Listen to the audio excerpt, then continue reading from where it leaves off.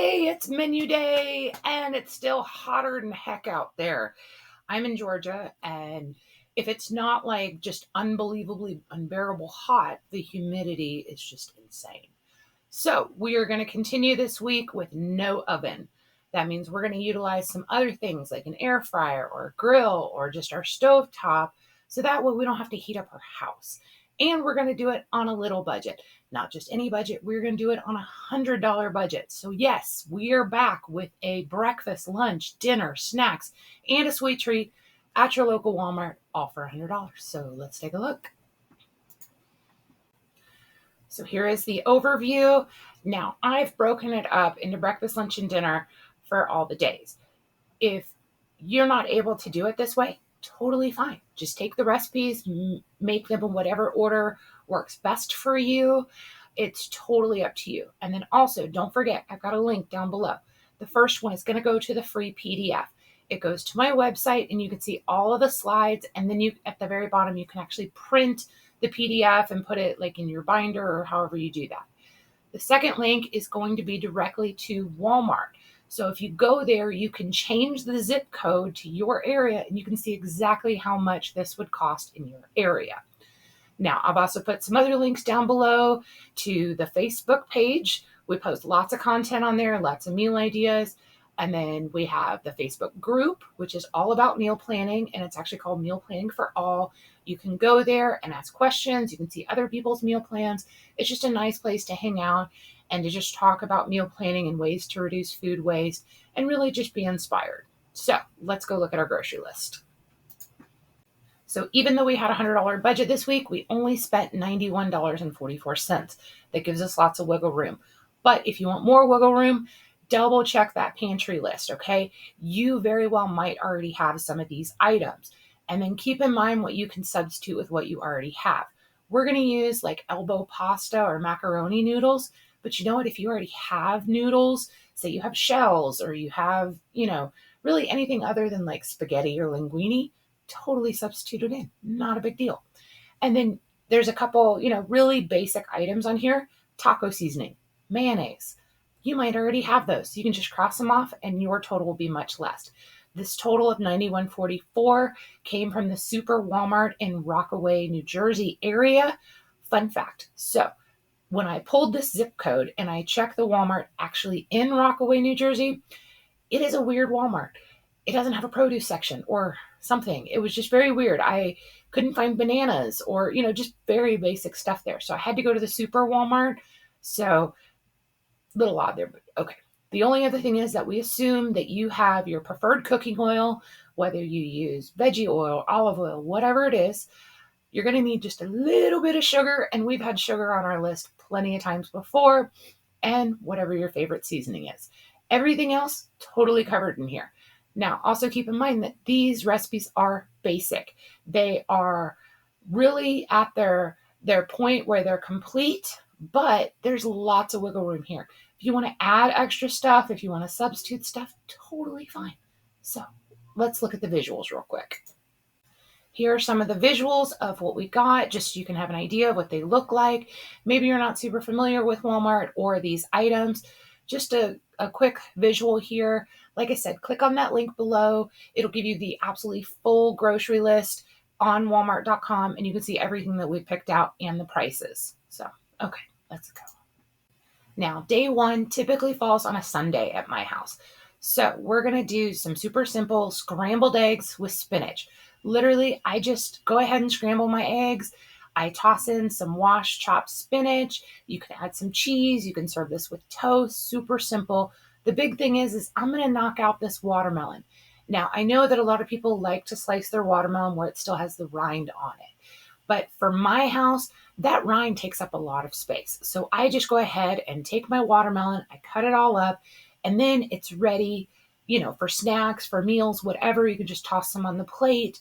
And I just have this gigantic Tupperware that I fill, and then it's good to go. Now, depending on the size watermelon, a lot of times what I'll do is I'll cut half of it, and then I'll put saran wrap or aluminum foil on half of it, and then I'll cut the other half a couple days later, because sometimes when you cut it, and if it's super, super ripe, it just kind of goes bad quicker. So do whatever you got to do. For lunch, we're just going to do some simple ham and cheese sandwiches with some tortilla chips. Now for dinner, this is a really fun one.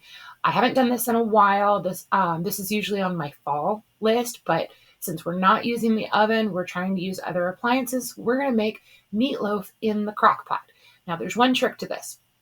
Okay, if you just put your meatloaf mixture directly into like a sprayed crock pot, all the grease and everything's gonna come out, and it doesn't really hold up well together. So what I like to do is take a piece of aluminum foil and I just kind of create like a little bowl. Okay, and then I mix my meatloaf together, I form it into like a big ball, I put it in the center, and then I kind of squish it down so it's like really a gigantic hamburger patty, depending on the size of your crock pot. Mine's oval, so it's kind of a giant egg shape. And then I cook it. And then what I do is this way, it's real easy to take out. I just, with tongs or with my fingers, I just grab the aluminum foil and I just kind of pour out the grease back into the bowl. And then I take it out and then I slice it. Okay.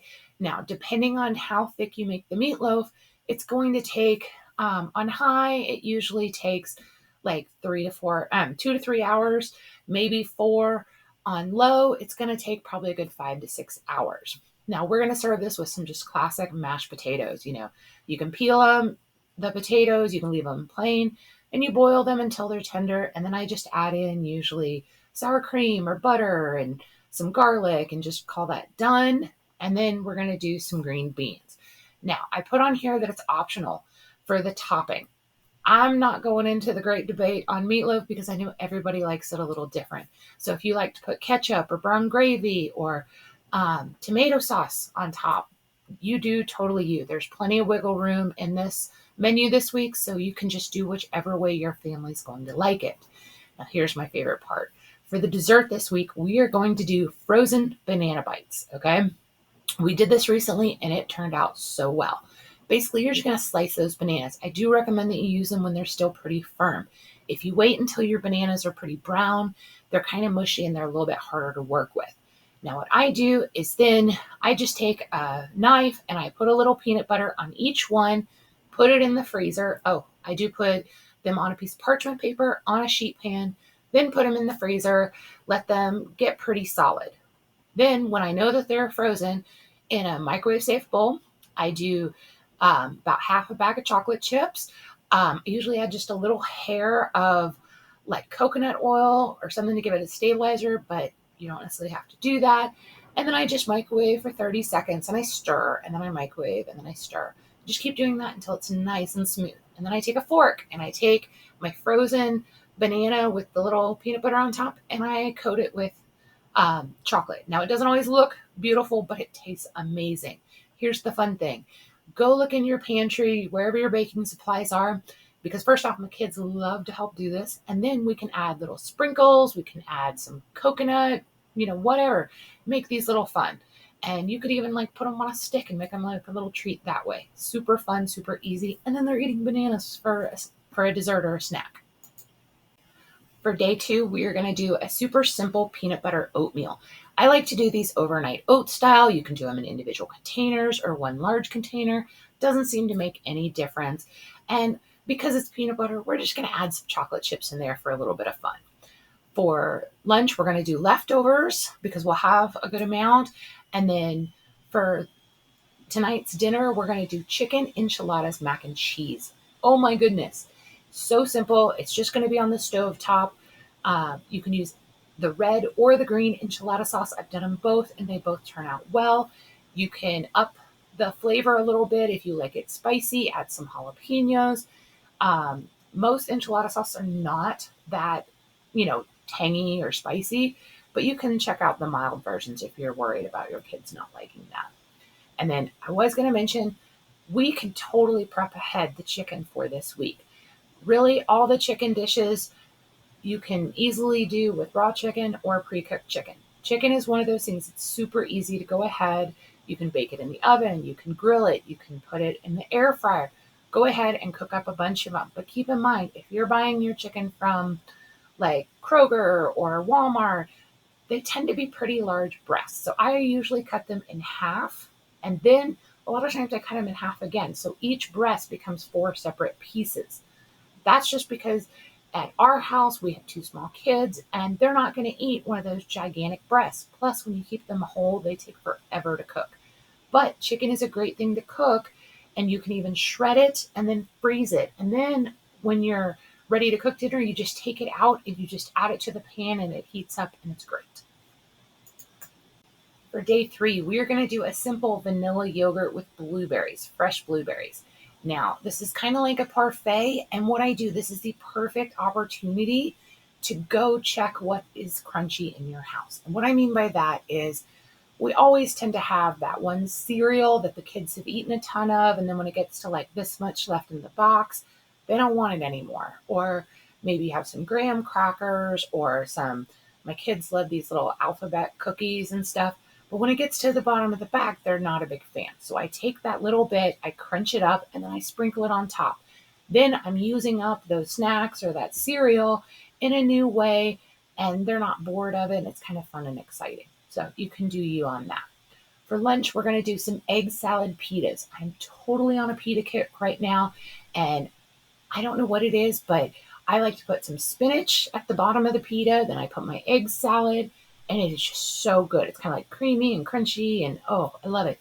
But keep in mind, when you first get pitas out of the bag, sometimes they're, for a better sense of the word, it's like dry. So if you just pop it in the microwave for about 10 to 15 seconds, it kind of refreshes it and makes it a little bit more airy, if you will. So yummy. For dinner tonight, we are going to do an unstuffed pepper skillet. Basically, it's all the flavors of like a rice stuffed pepper without having to use the oven. It's all on the stove top. Super yummy. This one is also a great one to use up any leftover vegetables you have. So whether you do this as part of this meal plan or you do it on another week, look around, see what vegetables, maybe you have leftover corn or carrots, easily add this in there. This is what I call a leftover buster. Any veggies, we're just going to throw them in. Another one that's really good with this is add cabbage. So there's another recipe that we're going to use coleslaw mix because it was cheaper than buying a whole cabbage. But I could have easily bought a whole cabbage and added cabbage to this one to really just beef it up. So that's up to you. With it being summertime, sometimes my kids just want to have like almost like a snack breakfast. So we'll just do some simple hard-boiled eggs, some toast, and some watermelon. Easy, it's light, and it's still filling. For lunch, we're going to do leftovers, and then for dinner, we're going to do some grilled chicken pita pockets. Now, I love to marinate chicken with just Italian dressing. My husband usually adds a little Worcestershire sauce just to give it a little bit more tang. We put it in a Ziploc bag, let it sit for a couple hours in the fridge. Then you just kind of shake off any excess and you add it to a hot grill. Usually takes about 7 to 8 minutes on each side. But here's the kicker. Once it comes off the grill, you want to let that chicken sit for about 5 to 10 minutes. Because if you cut it open when it is still like right off the grill, it just loses all of its juice right there. It's like a little explosion. Whoosh, all the juice goes, and you end up with like dry grilled chicken, and nobody wants that. So let it rest for a while you're getting everything else together, and then do some like nice slices, or I usually kind of do chops depending on how I do this. But this is a perfect example of I would have just thrown all the chicken on the grill, cooked it for the week, and then had it ready to go for those other meals. And we're going to do just some simple potato wedges in the air fryer. I do these all the time because I literally love them. I put down some snack options here because more than likely we're going to have some extras. So we can make snacks at home. Easy peasy. Okay, so for day 5, we're going to do another version of the peanut butter oatmeal. You can make it just straight oatmeal and add peanut butter. I just really like the overnight oats version because you can eat it cold or hot. During the summertime, I tend to eat it cold. During the wintertime, I tend to heat it up in the microwave. For lunch, we're going to take the rest of our the ham lunch meat, and we're going to take the other half of a box of the macaroni or elbow noodles, and we're just going to make a simple ham and macaroni salad. Super simple. The one thing I do that may be a little bit differently is instead of using just a straight mayonnaise, I feel like that gets a little heavy. So I mix my mayo with a little bit of Italian dressing to kind of thin it out. And it just feels a little bit lighter and not as heavy as like a really heavy mayo type pasta salad. for dinner, I recently had this for lunch. It is so good because I had to try it out. Okay, so we're gonna have some grilled cheese roll ups. So you're gonna take your just standard sandwich bread, and I rolled it out with my rolling pin, but you could easily do it with like a glass or just anything cylindrical. Um, and then what I did is I just brushed it with a little bit of butter, not like super, you're not soaking it, you're just kind of getting that little glisten on there. And then I just flipped them all over and finished them up. And then I just added a little bit of mayo and then my cheese, and then I rolled them up. Now you can cut off the crust if you want, but I actually like crust.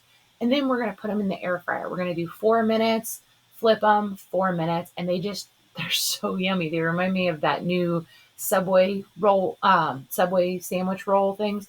Super, super yummy. You can also, my husband likes to add in some seasoning in there as well. So you can totally make this your own.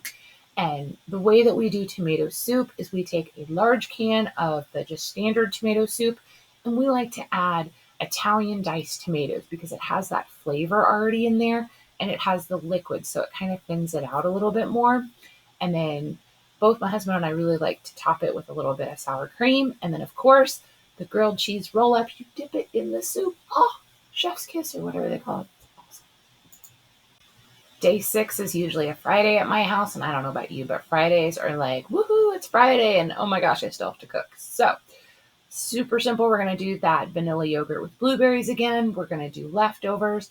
And then for tonight's dinner, we are going to basically throw a whole bunch of stuff together and mix it up and call it done. Yeah. So, we're going to take a cowboy casserole, a cowboy coleslaw, and we're going to add chicken. So that way it's almost like a traditional coleslaw, but it's more filling. I don't know how to describe it. It's just really, really good. And as a bonus on here, try it with tortillas. Okay. So I didn't put tortillas on the menu this week, but I always have some at my house. And this is just really good on a tortilla, roll it up and then taste it.